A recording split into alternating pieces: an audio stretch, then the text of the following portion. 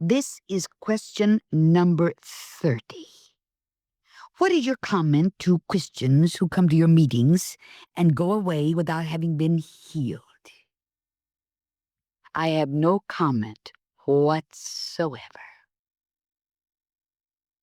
Because whether that one was healed or not was in the hands of God. At no time is it my responsibility. I am not perfect wisdom. I am not perfect knowledge. I have no healing virtue.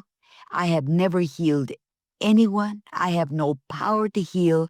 The whole responsibility rests in the hands of God and the individual.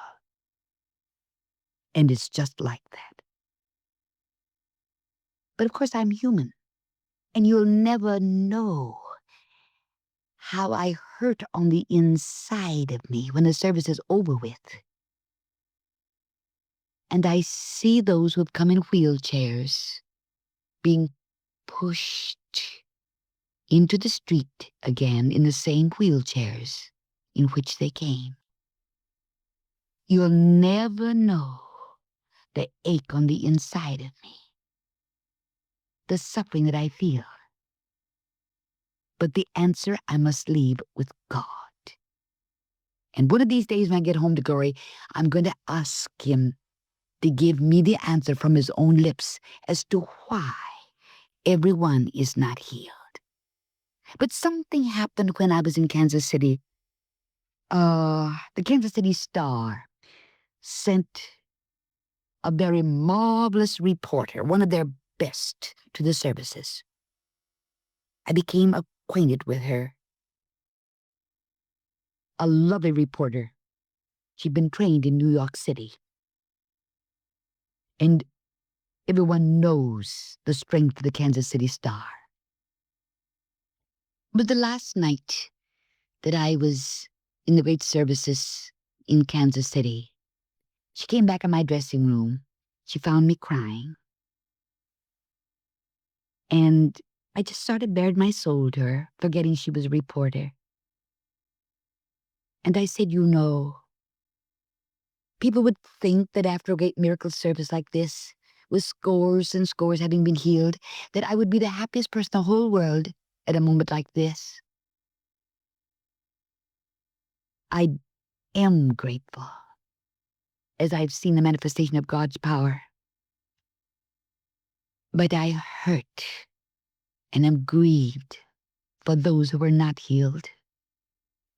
And I wonder if perhaps I had known how better to have cooperated with the Holy Spirit, that more might have been accomplished for God. She saw me as a human being. She saw me weep. It was about 3 weeks later when I received a letter from this reporter. And she said, Kathryn Kuhlman, I'm not writing as a reporter working for the Kansas City Star, but as someone who had a friend in that last service. He was an attorney, dying of cancer. They brought him on a stretcher.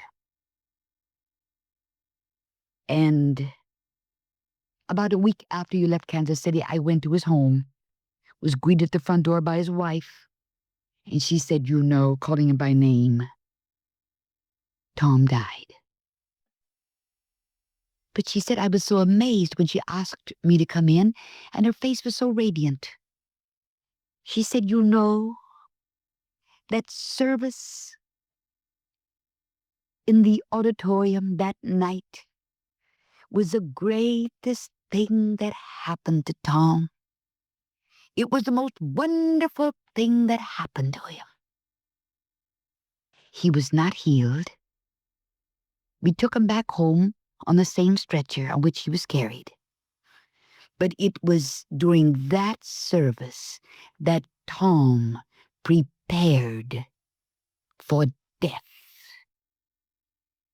It was lying on that stretcher when the power of God was falling that my husband, Tom, accepted Christ in the forgiveness of his sins.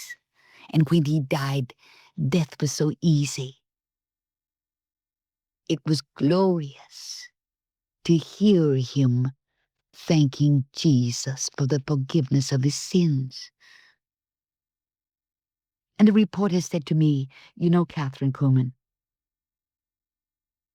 remember, don't weep after a service anymore. When you think there should have been greater results in the healing of sick bodies, always remember our friend Tom. The greatest miracle that could have happened to him was the salvation of his soul."